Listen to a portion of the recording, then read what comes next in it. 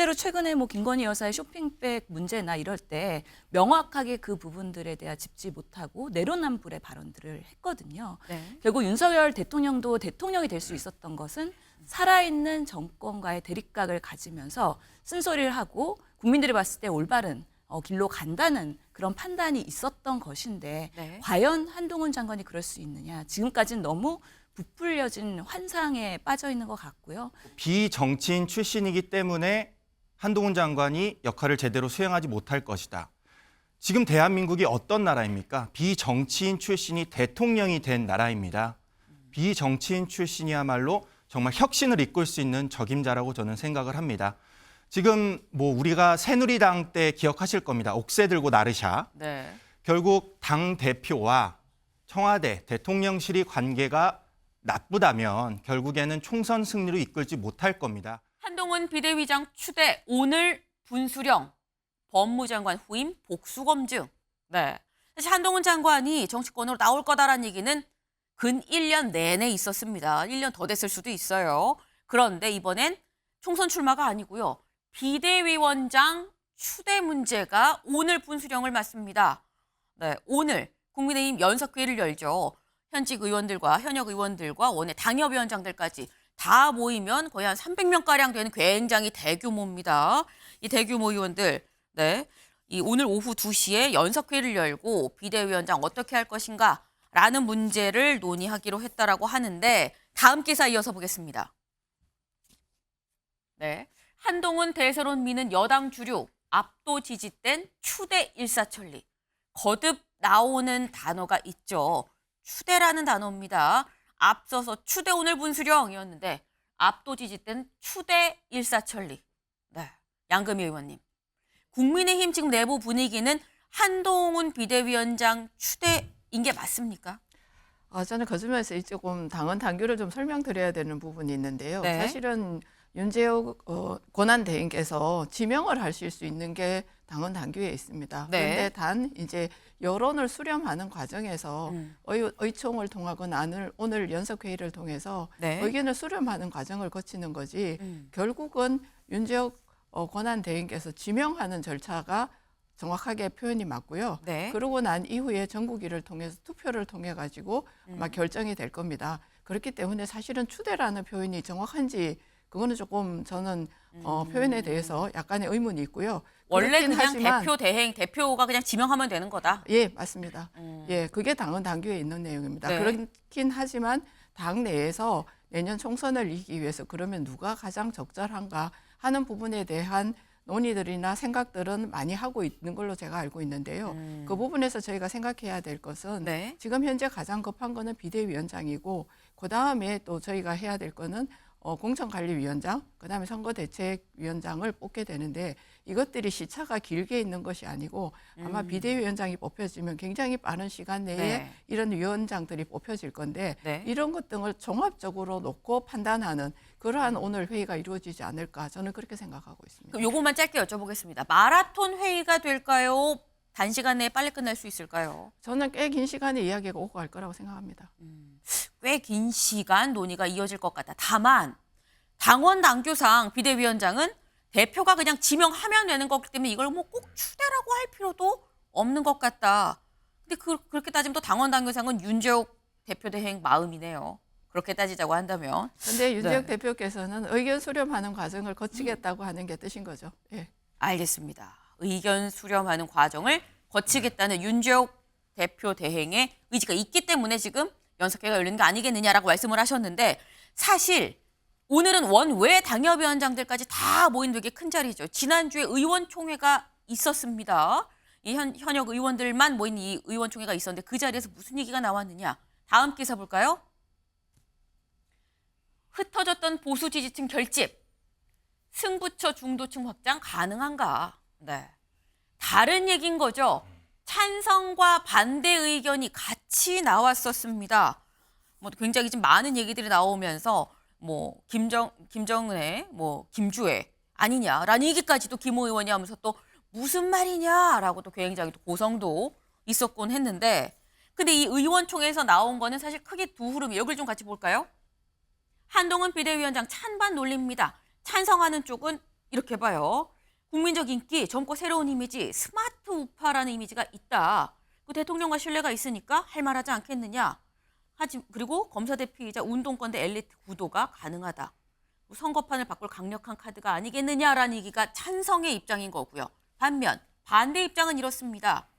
여길 보면 한동훈 장관은 보수층만 좋아하는 카드지 중도 이 확장성이 좀 없다라는 얘기가 좀 있고요. 윤석열 대통령의 이미지가 좀 세서 윤석열 아바타 찐윤 논란이 커질 수 있다라는 거. 강대강 대치로 지금보다 야당과 더 이 갈등 구조가 좀 심화될 수 있다. 그리고 정치 초보기 때문에 지금 있는 이런 이 큰 이슈들을 풀기가 쉽지 않지 않겠느냐. 그리고 너무 일회성으로 소모될 우려도 있다. 사실 찬성과 반대 논리가 팽팽합니다. 근데 관련해서 주말을 지나면서 몇몇 이른바 이 원론의 거물이라고 얘기를 해야 될까요? 한 명 한 명 좀 말을 보탠 분들이 있습니다. 그 얘기를 좀 들어보고 얘기를 이어가 보죠. 그게 그 사람이 지금 뭐 정치도 한 번도 안 해봤던 사람인데 그 사람이 갑자기 비대위원장으로 와가지고 뭘 할 수 있겠어. 여당에서 비대위원장의 역할이라는 것이 별로 할 게 없어요. 왜 대통령이 있기 때문에 여당의 비원장이 뭐 자기 마음대로 할 수 있는 일이 있어야지 무슨 자기 마음대로 무슨 대책을 한걸 수 있지. 그렇지 그건 안 돼요. 언론에서 여러 번 한동훈 장관은 긁지 않은 복권과 같은 상태이다 이렇게 얘기했는데요. 복권이라는 것이 1등도 있고 꽝도 있고 그 가운데 어딘가 성과가 존재하지 않을까 이렇게 생각하고 아마 위기의식이 높은 상태라면은 한동훈 장관에게 조금 더 전향적인 역할을 할 수 있는 공간이 주어질 것이고 그리고 아직까지 위기의식이 없는 상태의 당정이라고 한다면 한동훈 장관이 정권의 2인자로서 다른 모습을 보이지 못할 것이다 이렇게 생각합니다. 네, 김종인 전 비대위원장 이준석 전 대표 얘기를 들어봤는데 말을 보탠 분이 더 있습니다. 이걸 좀 볼까요? 이낙연 전 대표, 세상이 그렇게 단순하지 않다는 걸 곧 알게 될 것이다 라는 말을 해주고 싶다. 홍준표 시장, 대통령 아바타를 다시 당대표로 만들어 본들 그 선거가 되겠냐. 장해찬 최고위원, 히딩크도 우리 축구 몰랐지만 4강 신화 이뤘다. 여당에 필요한 건 정치 경험이 아니라 변화다라는 얘기를 같이 올렸습니다. 지금 저희가 찬반 얘기를 다 같이 좀 보여드렸는데 직접적으로 좀 여쭤보겠습니다. 한동훈 비대위원장 찬성한다. 하나, 둘, 셋 꽂아주세요. 네. 지금 세 분은 오고요. 신현영 의원님 X입니다. 네. 예, 이유 말씀드릴까요? 네. 대한민국을 위해서는 별로 좋은 선택 아니라고 봅니다. 대한민국에 좋지가 않다. 예, 민주당의 입장에서는 한동훈 비대위원장 싸워볼 만하다라고 생각을 하긴 합니다. 결국에는 검사 출신이냐, 윤석열 정부 심판을 해야 되는 총선에서 한동훈 검사, 그동안의 국무위원으로서 중립적이지 못하고 상당한 정치적인 발언, 스타 장관이 되기 위한 여러 가지 몸부림을 쳤는데요. 결국에는 정치권으로 넘어가기 위한 하나의 교두보였고 또 이제는 정치인으로서 여당을 끌어간다는 의미는 총선의 그런 정부 여당의 심판과는 어울리지 않는 칼라라고 생각을 합니다. 실제로 최근에 뭐 김건희 여사의 쇼핑백 문제나 이럴 때 명확하게 그 부분들에 대해 짚지 못하고 내로남불의 발언들을 했거든요. 네. 결국 윤석열 대통령도 대통령이 될 수 있었던 것은 살아있는 정권과의 대립각을 가지면서 쓴소리를 하고 국민들이 봤을 때 올바른 길로 간다는 그런 판단이 있었던 것인데 과연 한동훈 장관이 그럴 수 있느냐. 지금까지는 너무 부풀려진 환상에 빠져 있는 것 같고요. 실제로 이 정치권에서의 책임지는 모습 그리고 윤석열 대통령과의 그런 소통에 있어서 자유롭지 못할 것이다라는 생각이 듭니다. 그런 이유로 대한민국에 대해서는 한동훈 비대위원장은 난 반대다라고 말씀하셨는데 분명 같은 야권입니다만 김재중 관장님은 찬성한다. 네. 이유가 뭘까요? 신 의원님의 의견하고 같은 의견입니다. 네. 다만 이제 민주당 입장에서 국민의 입장에서는 바람직하지 않죠, 당연히. 그러나 민주당의 입장에서는 해볼 만한 카드다. 아까 이제 장해찬 최고도 말씀하셨는데 히딩크 감독을 얘기를 했는데 히딩크 감독은 원래 축구 감독이었어요. 그렇죠. 예. 그러나 한동훈 장관은 정치를 처음 해보는 것이거든요. 정치는 그렇게 행정과는 또 다릅니다. 의견을 많이 수렴을 하고 네. 그 의견들 속에서 중지를 모아서 그걸 실행해 가는 것이 정치의 과정인데 한동훈 장관이 과연 그것을 해봤느냐 저는 그 점에 대해서는 부정적으로 생각을 합니다. 그래서 민주당에서는 아주 바람직한 카드가 될 수도 있다. 네. 아마 김종인 비대위원장을 염두에 두고 생각을 할 수도 있는데요. 네. 김종인 위원장이 성공을 했었던 이유는 문재인 대통령께서 전혀 의외의 카드를 아무도 상상할 수 없는 의외의 카드를 제시를 한 거고요. 네. 이후에 전권을 행사할 수 있도록 힘을 실어줬습니다. 그러나 지금 여당의 입장에서 그게 과연 가능한가? 대통령이 있는 상황에서는 그게 불가능하다. 네. 그럼 민주당으로서는 오히려 해볼 만한 카드다라고 생각을 합니다. 히딩크에 비유를 하지만 히딩크는 원래 축구를 했었던 사람 아니냐. 네. 선수에다가 감독한 거지. 한동훈 장관은 정치를 해본 적이 없다 때문에 다르다. 민주당으로선 해볼 만한 카드다. 이동석 의원님. 한동훈 장관 지금 민주당에선 해볼 만한 카드라고 공통적으로 말씀하셨거든요. 뭐 해볼 만한 카드라고 해도 네. 한동훈 장관이 만약에 등판하게 된다면 저는 다시 그런 말이 나올 수 있을까 한번 여쭤보고 싶습니다. 네. 지금 뭐 비정치인 출신이기 때문에 한동훈 장관이 역할을 제대로 수행하지 못할 것이다. 지금 대한민국이 어떤 나라입니까? 비정치인 출신이 대통령이 된 나라입니다. 비정치인 출신이야말로 정말 혁신을 이끌 수 있는 적임자라고 저는 생각을 합니다. 지금 뭐 우리가 새누리당 때 기억하실 겁니다. 옥새 들고 나르샤. 네. 결국 당 대표와 청와대, 대통령실이 관계가 나쁘다면 결국에는 총선 승리로 이끌지 못할 겁니다. 하지만 한동훈 장관 같은 경우는 계속해서 윤석열 정부의 핵심 역할로 계속 해오지 않았습니까? 그리고 대통령의 그런 스타일상 네. 분명히 쓴소리를 한다면 그것이 납득이 된다면 네. 받아들일 대통령입니다. 그건 제가 대통령실에서 근무해봐서 알고 있지 않습니까? 그렇기 때문에 한동훈 장관이 말한 여의도 사투리를 쓰지 않겠다. 네. 이런 것과 지금 일치한다. 저는 그렇게 생각을 해요. 여의도 사투리를 안 쓴다는 그런 혁신을 보여줬을 때 저는 공천 승리로 이끌 수 있지 않을까 생각되고요. 한동훈 장관의 비대위원장, 그리고 선대위원장의 원희룡 장관, 네. 그리고 공관위원장의 이뇨한 혁신위원장이 된다면 어허, 네. 정말 파격적인 그런 총선 승리를 이끌지 않을까 생각합니다. 인사를 지금 다 내셨어요. 네. 양근희 의원님. 한동훈 비대위원장, 그리고 원희룡 선대위원장, 그렇죠? 그리고 이뇨한 공관위원장. 이동석 위원의 인사 어떻게 보십니까? 지극히 공감하는 부분은 많은데요. 네. 그럼에도 불구하고 이 부분에 대해서는 사실은 뭐 비대위원장의 권한이기도 하고 네. 그러면서 동시에 저희들끼리 어떤 그 의논하는 분위기 아니면 당내의 역할론이라든지 이런 거에 대한 내용들이 좀 더 깊게 생각해 봐야 될 부분도 있는 걸로 알고 있습니다. 네. 지금 이동석 위원님이 한 명 한 명 다 좀 인사를 냈는데 사실 요거는 좀 저희가 한번 따져보겠습니다. 앞으로 정말 말대로 되는지 안 되는지 저희가 좀 한번 좀 지켜보도록 하고요. 다음 기사를 좀 이어서 볼까요? 지금 저희 나와주신 패널 4분 중에서 보수 2분이 다 한동훈 비대위원장 찬성한다라고 말씀을 했는데 하지만 반대 의견도 분명히 있었죠. 반대 의견에 이런 얘기가 또 있는 것 같습니다. 한겨레 기사입니다. 국힘 혁신커녕 윤심 더 키워 중도 확장에 되레 비상.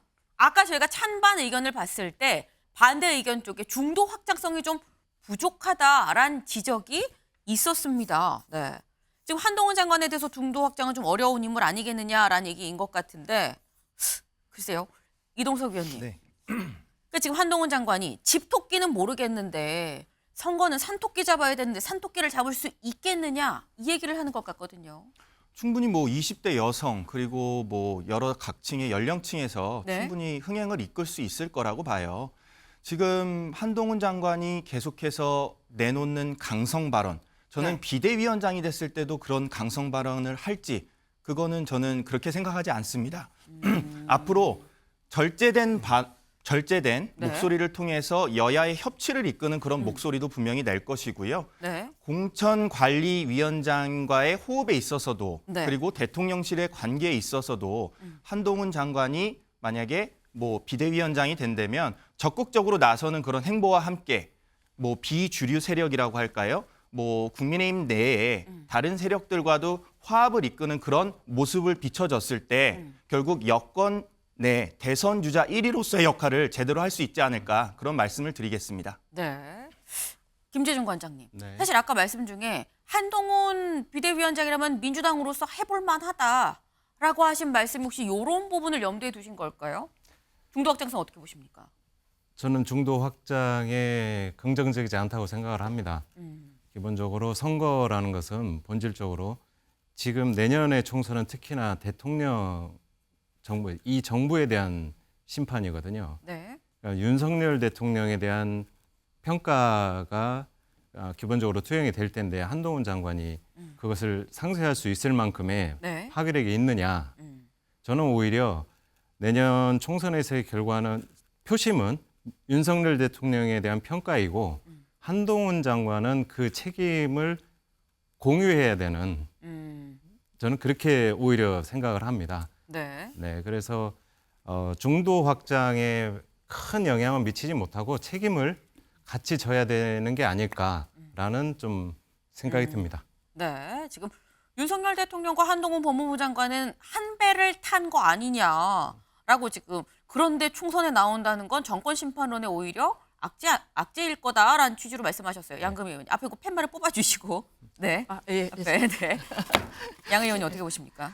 저는 중도층 확장에 저는 굉장히 더 유리하다고 판단을 하는데요. 유리하다. 예, 제가 판단하는 기준은 이겁니다. 지금 중도층들이 사실은 정치 분야에 있어서 이제 뭐 실타를 넘어서 거의 혐오에 가까운 분들이 굉장히 많은 걸로 알고 있습니다. 네. 사실 저도 21대 국회의원으로서 그 점에 대해서는 국민께 굉장히 송구하게 생각을 하는데요. 그 이면을 들여다보면 지금 현재 야당 같은 경우는 586 세대, 민주화 세대들의 어떤 특권 의식, 그런 선민 의식, 뭐 그런 거와 더불어서 굉장히 부패하다는 인상을 갖고 있습니다. 이재명 대표 사법 리스크, 돈 봉투 사건, 그다음에 그 코인 문제 뭐 이런 등으로 해서 굉장히 부패한 정치, 그리고 그와 동시에 굉장히 정쟁으로 대립된 구도, 이런 부분에 대해서 정치적 혐오를 갖고 있습니다. 그렇다면 국민들이 원하는 거는 인적 쇄신을 넘어서 네. 정치 쇄신, 그리고 저는 그 세대 교체, 이런 부분에 대한 요구가 굉장히 셀 거라고 생각하고, 그게 혁신으로 나타나는 것이 굉장히 중요하고, 그런 부분에 있어서 저는 한동훈 장관의 카드가 결코 나쁘지 않다고 생각합니다. 그러니까 포스트 민주화 세력, 다시 말해서 포스트 586 세력을 넘어서 새로운 대한민국의 정치적 서사를 서갈 수 있는 지금의 주자라고 저희는 판단하고 있는 겁니다. 민주당의 어떤 사법 리스크나 이런 부분에 있어서 법무부 장관이었던 한동훈 장관이 메리트가 있다. 그 부분으로 중도층을 좀 공략할 수 있는 거 아니겠냐는 말씀을 하셨어요. 근데 사실 저희가 한동훈 비대위원장 되냐 아니냐라 얘기하고 있습니다만 원님도 본인이 좋아야 하는 겁니다. 사실 한동훈 장관은 본인의 비대위원장에 대해서 어떤 생각을 하고 있는지, 좋은지 싫은지 말한 적이 사실 없어요. 근데 과거에 한 장관이 요 얘기를 한 적이 있거든요. 그 얘기 한번 들어보고 얘기를 이어가 보시죠. 저는 정무직이지만 임명직 공직자고 제가 진퇴하는 문제는 제가 정하는 문제는 아닙니다. 매일매일 하루하루 최선 다해야 한다고 생각합니다. 오늘도 그런 차원의 일환이고요. 네, 저는 정무직이지만 임명직 공직자고 제가 진퇴를 결정할 문제가 아니다. 그 진퇴 결정하면 따르겠다라는 게 좀 과로 안에 들어있는 듯한 그런 얘기를 앞서서 했었습니다. 결정이 되면 따르겠다라는 건데, 결정이 되면 따른다는 건 내가 원한다는 거랑은 또 다른 문제이긴 하죠. 신현영 의원님. 한동훈 장관은 지금 이 상황에서 비대위원장 자리 원할까요? 안 원할까요? 상당히 부담 가지고 있을 거라고 생각합니다. 이 정부 여당을 이끄는 네. 비대위원장은 단순히 한 명의 개인 플레이로 성공할 수 있는 자리가 아니거든요. 한동훈 장관이 나중에 그냥 지역구에 출마하면서 대립각을 가지면서 선거를 뛰는 것과 네. 그건 전체 국민의힘을 책임져야 되는 것들은 본인의 민낯 그리고 본인의 실력이 그대로 드러날 수 있는 너무 초기에 검증대에 오른다는 부분에 있어서는 네. 상당히 부담이 있을 거라고 생각합니다. 그럼에도 불구하고 말씀하신 것처럼 용산의 판단에 따를 수는 있을 거라는 생각이 드는데, 그만큼 한동훈 장관은 윤석열 대통령과의 유착, 이런 부분에 있어서는 자유롭지 못합니다. 그렇기 때문에 이번 선거에서의 여당의 성공을 위해서는 용산을 극복해야 되는데 과연 그렇게 할 수 있을까에 대한 부정적인 그런 저도 시각이 있습니다. 특히나 한동훈 장관은 그동안의 본인 인지도는 계속 민주당 때리게 하면서 올라간 겁니다. 근데 여당의 비대위원장이 단순히 민주당만 때려갖고 지지도를 올릴 수 있고 성공을 할 수 있을까요? 그렇지 않다고 생각을 합니다. 저도 오랜 기간 우리 당에서의 비대위 대변인을 하면서 네. 봐왔었는데요. 본인의 개인 역량이 아니라 수많은 정치적인 경험, 그것을 바탕으로 본인이 나서는 게 아니라 당이 앞으로 전진할 수 있도록 하는 전략을 짜는 것인데 정치 경험이 전무하다는 것은 상당한 아킬레스 건으로서의 국민의힘에 작동할 것이다. 그럼에도 불구하고 국민의힘이 반대를 못하는 이유는 한동훈 장관이 결국에는 총선에서 역할을 할 거기 때문에 지금 쓴소리를 하거나 반대를 하거나 김웅 의원처럼 그렇게 발언하는 것은 쉽지 않은 선택이어서 다들 수동적으로 이 상황을 방치할 것이라고 생각이 듭니다. 이동석 의원님. 지금 신현영 의원님은 지금 개인 플레이로 할 수 있는 자리가 아니다. 비대위원장은 그 전에 한동훈 법무부 장관은 툭툭 튀는 이런 선명한 어떤 메시지 이런 걸 통해서 개인 플레이로 해서 쭉 야당을 때리면 컸지만 그거는 지금 통하지 않을 텐데 괜찮을까라는 말씀을 하셨거든요. 저는 신 의원님 위원회 일부 동감합니다. 네. 공감하는 부분도 있는데요. 사실 이게 한동훈 장관이 전면에 나서게 된다면 분명히 이 혁신의 카드를 내세우면서 여당의 총선 분위기를 한층 더 올릴 수 있는 그런 극대적인 효과를 불러올 수 있을 거라고 봐요. 네. 한동훈 장관이 계속해서 이런저런 얘기를 하면서 분명히 야당과의 그런 관계 설정도 그렇고 대통령실과의 관계 설정도 그렇고 아주 좋은 쪽으로 이끌고 갈 수 있을 거라고 봐요. 분명 한동훈 장관은 말했습니다. 여의도 사투리를 쓰지 않겠다. 그 의미 자체가 네. 국민들에게 혁신을 바라는 그런 새로운 목소리를 들려줄 거라고 저는 기대를 하고요. 민주당에 있어서도 분명히 한동훈 장관이 전면에 나선다면 이재명 사법 리스크와 관련해서 절대적으로 그런 불안한 감이 계속해서 밀려올 거라고 저는 확신합니다. 그렇기 때문에 한동훈 장관의 카드는 정말 좋은 카드라고 보고요. 앞으로도 총선 승리에 있어서 정말 큰 아주 이익을 불러올 수 있는 그런 모습을 보여줄 거라고 기대하고 있습니다. 네. 지금 반복해서 말씀하시는 게 여의도 사투리를 쓰지 않는다고 하지 않았느냐. 그 얘기인즉슨 기존의 정치 문법과는 다른 형태의 비대위원장으로서 역할을 보여줄 것 같다라는 말씀을 지금 하셨습니다. 네. 지금 오늘 열리는 연석회의는 일단 기류 자체가 한동훈 비대위원장이냐 아니냐, 추대냐 아니냐. 지금 거기에 지금 이 좀 포커싱이 맞춰 있다라는 얘기가 지금 계속 나오고 있죠. 다음 기사 볼까요?